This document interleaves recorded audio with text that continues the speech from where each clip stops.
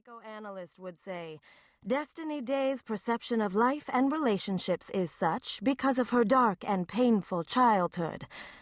I agree, my childhood wasn't as innocent as most small-town girls. I mean, how many girls are born in what my granny referred to as the den of sin? That den of sin, otherwise known as East St. Louis, Illinois. A small, predominantly black town that's a spit's distance across the Mississippi River from St. Louis, Missouri.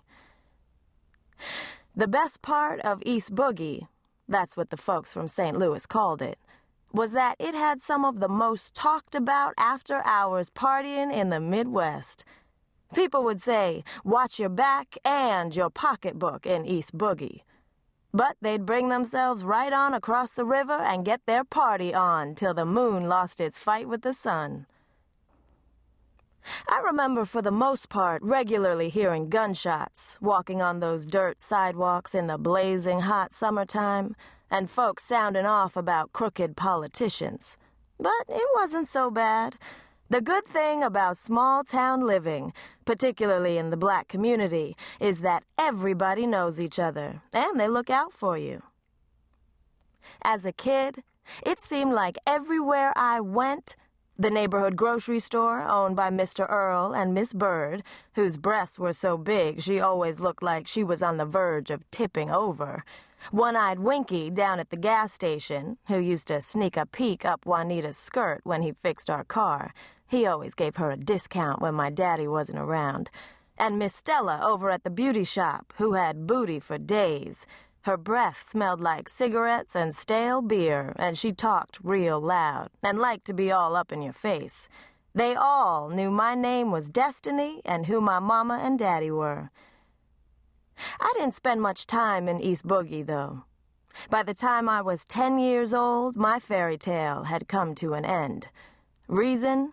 Drugs, the typical ghetto tragedy. That's the breaks, right? But don't shed tears for me. We've all seen this movie before.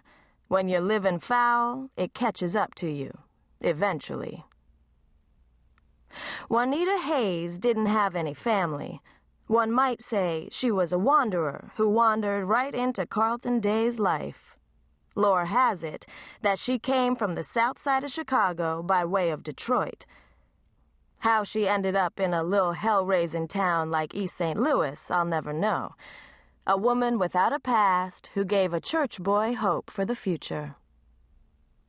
Carlton had a kind, innocent spirit that provided the right amount of security for what the whispering folk, you know, those same good people at the grocery store, the gas station, and the beauty shop, called a loose woman.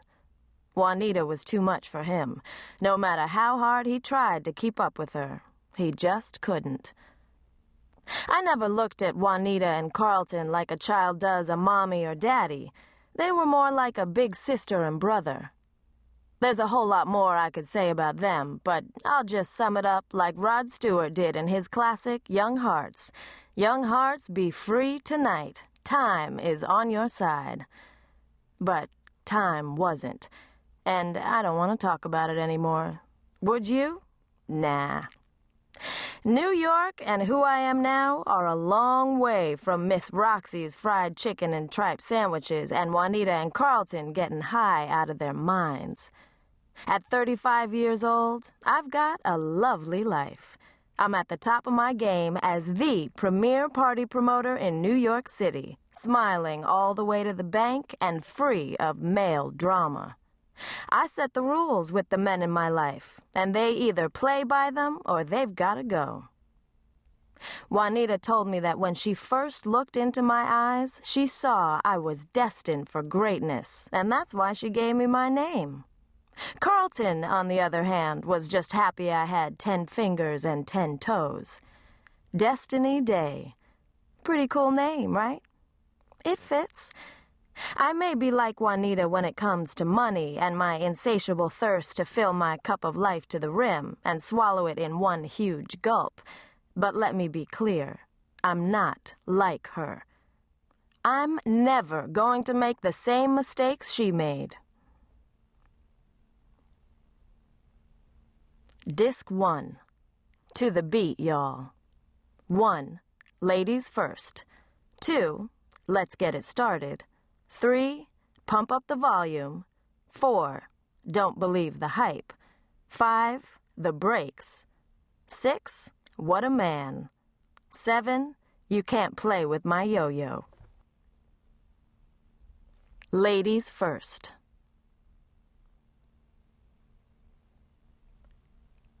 Josephine is a stickler for time and hates it when I'm late for tea. Maybe I should call. On second thought, I'd rather not hear her mouth twice. I stepped off the curb at 140th and St. Nicholas and scanned the avenue. A few gypsy cabs race back and forth, but they're all occupied. Not even the occasional yellow taxi is in sight. I'm 30 minutes late, and these Jimmy Choos were not made for walking. I check my watch, zip up my mink-lined leather jacket, and slip on a pair of oversized Jackie O sunglasses. Although the sky's bright and clear, looks can be deceiving. Today's crisp 50-degree temperature is a reminder that March is a lot closer to January than it is to July. Mother Nature can be extremely unpredictable this time of year in New York. And tomorrow, she could blast us with a dose of snow and freezing rain. I think she does it just to remind us that she's still running things. Ah, the power of being a woman. We can change our minds any damn time we please, and nobody better say a word. Therefore, since Mother Nature tends to be hormonal, a girl must be prepared in the city at all times. Your Birkin bag has to be stuffed with extra amenities like a pashmina, flip-flops for an impromptu nail shop drop, and a compact umbrella, amongst other necessities. Baby wipes, tampons, perfume, hand sanitizer, and condoms. My cell phone rings.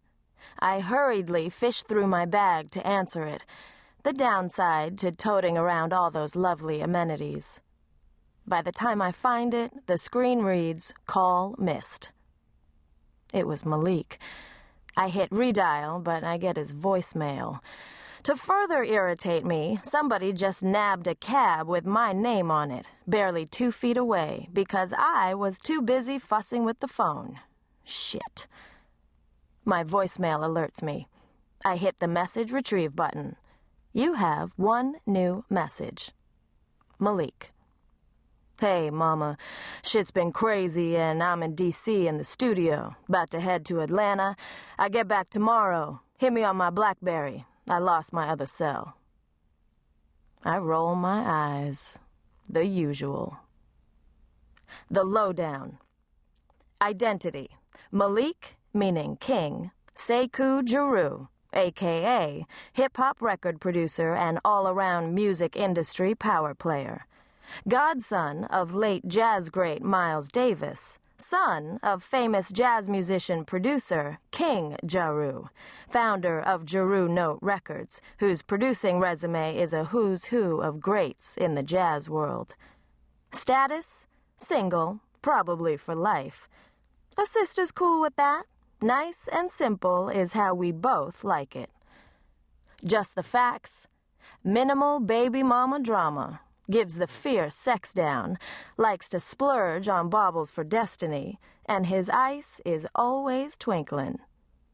He has that hustler mentality that drives me mad crazy.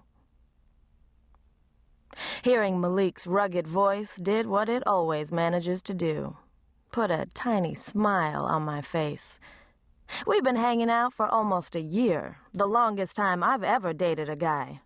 We aren't exclusive. I'm always going to keep me a couple on the side, but I guess I'd have to consider Malik my main squeeze. At last, a gypsy cab pulls over and I'm on my way. The sound of native tongues chanting faintly pumps through the car speakers. I instruct my soft-spoken African driver where to go and lean my head back, thinking about Malik's message again. I've told him over and over, we've got a good thing with no preset guidelines. Just have some respect for my time. When I see him tomorrow, I'm to keep listening to this audiobook. I've left you a link in the description so you can do it, at no cost thanks to Audible's 30-day free trial.